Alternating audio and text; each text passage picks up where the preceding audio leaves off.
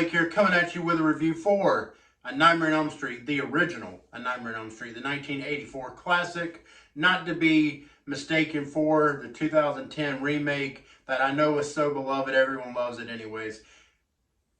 I know guys. I am starting a review series where I am going to be reviewing the original Nightmare on Elm Street all the way up to the 2010 remake. Do consider hitting me with a thumbs up and subscribing.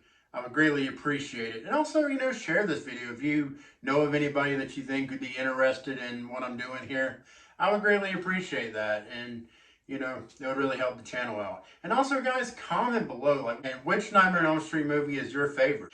I love this movie. There are times when I wonder if it is my favorite horror movie of all time. It's not. The original Halloween is my favorite horror movie of all time. But there are times where I think maybe I do like A Nightmare on Elm Street better, but I don't. I just have a lot more nostalgia for A Nightmare on Elm Street than I do Halloween, because it was the first horror movie that I ever watched. So at least it's the only one I can remember watching. It's the one I remember watching first, is the original Nightmare on Elm Street. So I do have a special place in my heart for Freddy.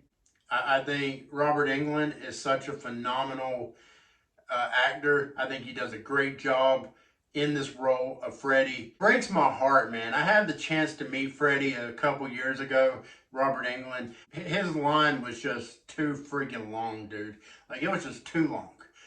There was no way. There was no way I was going to get a chance to meet this man, because I didn't drive all the way to Orlando to wait in a line where I probably wouldn't get to meet him and would end up missing out on meeting some other celebrities that I got a chance to meet. So it was what it was. And gotta say, man, he's very, very expensive, to get an autograph from. I think he was charging like $100 for an autograph, for a meet and greet and an autograph. I was like, damn, dude. I'm used to paying like $50, $40, $30 to $50, maybe $80. But not $100. Damn, dude. But it is Robert Englund, man, and he's a legend. He's arguably the greatest horror icon of all time. But yeah, with The Nightmare on Elm Street, I remember this being the only horror movie that I watched as a kid to genuinely terrify me. There's just something, being a kid and thinking about, well, if I go to sleep, I could die. Now, I would say Chucky, kind of scared me a little bit too, because I had one of those My Buddy dolls from back in the day. Looked a lot like Chucky, and, I just locked that doll in the closet, and assumed he wouldn't come alive and open the door. I felt safer that way than I did with Freddy, falling asleep and him possibly getting me in my dreams. So that's just me as a kid. And that scene in The Nightmare on Elm Street where Freddy, comes walking towards Tina, and he's got his arms spread out, and they're extended out. That scene has always just creeped me the fuck out, dude. That is a scary, scary scene. Even to this day, I see it and I'm like, that looks cool as shit, but it's kind of scary. But, I mean, that's the intended effect, right? And then there's this is God. That shit, man. I mean, as far as horror icons go, yes, Robert Englund, you are God. Don't strike me with lightning. For all of you horror fanatics out there like me, this movie was written and directed by Wes Craven, who is the GOAT of horror filmmakers. Rest in peace. I mean, he brought this character of Freddy to life in a way that I don't think anyone else could have.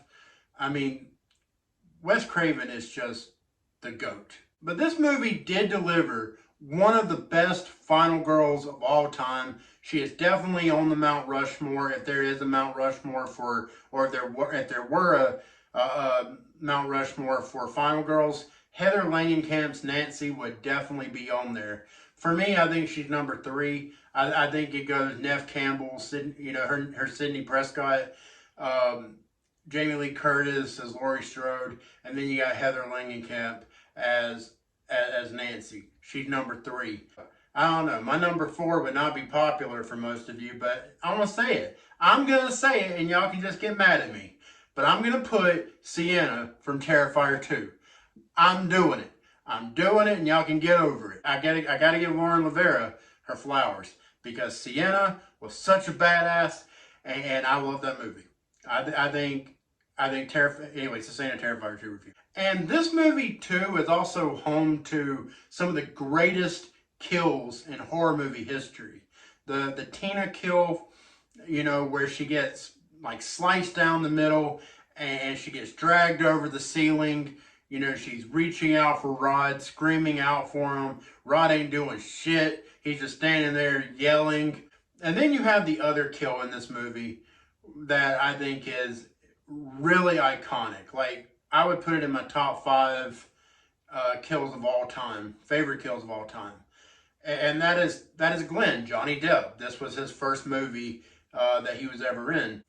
And the scene where he gets like sucked into the bed and the blood sprays out like a fountain onto the ceiling and covers his room in blood. And then you have Rod's death, which happens like he's the second kill of the movie. But I mean, it's just kind of a basic. He gets like hung in the jail cell by a sheet.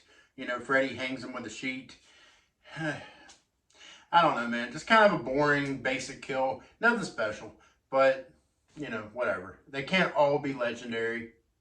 They can't all be legendary. I love the third act of this movie, at least for the most part. To me, this is a damn near perfect movie. And the third act is great until it's not. And it's probably honestly why this movie isn't my favorite horror movie of all time. Because for as great as it is, it just doesn't stick the landing. It gets very cheesy.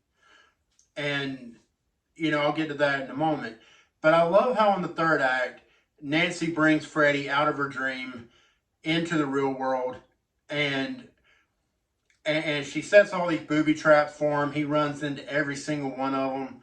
And I can't help but laugh. To me, it's hilarious. I laugh my ass off, and I can't help it. When the sledgehammer hits him in the stomach, I laugh my ass off. When he gets set on fire, and like she throws gas on him, or alcohol, there's alcohol on him, and he's like, woo! And he gets caught on fire, and then goes chasing after her, and it's so obviously not Freddy, it's so obviously not Robert Englund. It's a stunt man in like one of those, fire safety suits, whatever.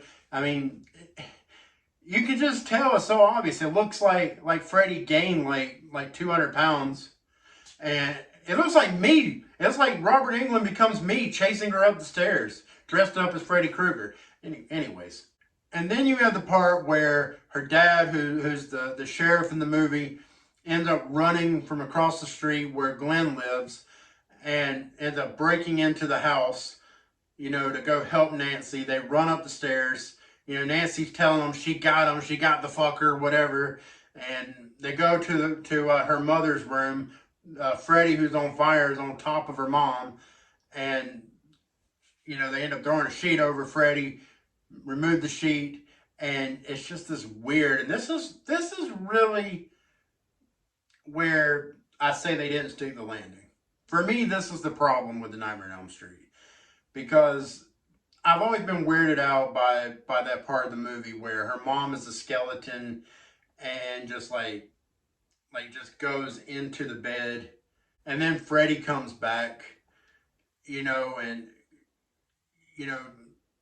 Nancy tells him that she's taking back all of the power that she gave to him, that he ain't shit. Freddy goes to get her, and then he falls into her and disappears, and then she opens the door and it's her and her mom standing there, and it's nice and sunny. Her friends pull up, and in the convertible, Nancy goes and gets in the car, you know, the mother's waving.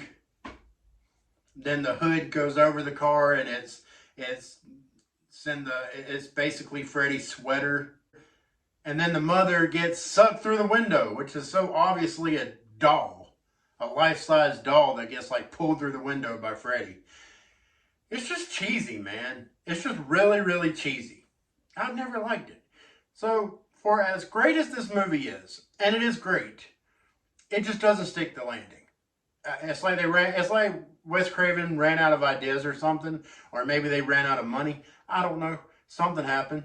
Some of you I know are probably going to disagree with me on that, but that's how I feel. That's where I'm at. So, yeah. So yeah, guys. I mean, at the end of the day, like I said, I love this movie. It's a 4.5 out of 5 movie for me. Alright guys, well, that's the review. I hope you liked it. If you did, please do consider hitting me with a thumbs up. I would greatly appreciate it. Subscribe, hit that notification bell if you dig what I'm doing. And also comment below. Let me know what your thoughts are about A Nightmare on Elm Street. Is this your favorite movie in the franchise? I know a lot of people say Nightmare on Elm Street 3, you know, Dream Warriors is their favorite. So, yeah, guys, that's it. Like, share, subscribe, all that good stuff. And until next time, I'm Blake. Y'all have a good one.